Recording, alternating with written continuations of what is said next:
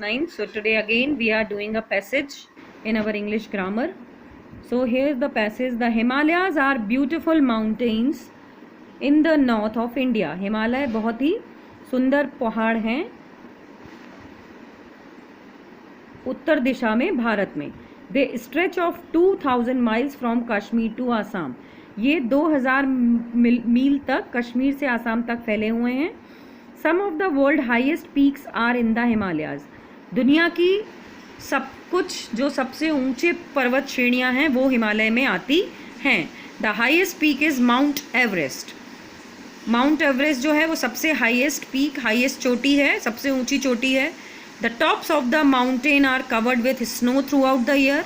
Mountain पर्वतों का ऊपरी भाग हमेशा पूरे साल बर्फ से ढका रहता है. Therefore we call them the Himalayas. और इसीलिए हम उन्हें हिमालय कहते हैं.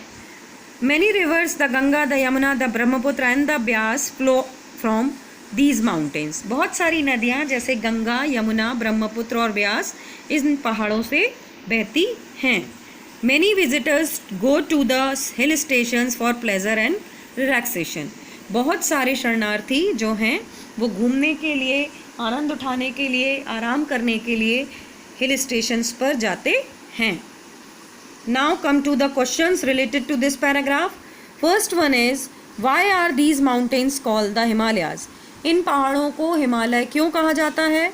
सो they are so called because their tops are covered with snow throughout the year. इन्हें ये इसलिए कहा जाता है क्योंकि इनकी ऊपरी भाग साल भर बर्फ से ढका रहता है.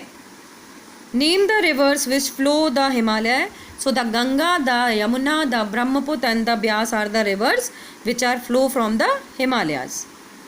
Next question, where are the beautiful mountains of the Himalayas situated?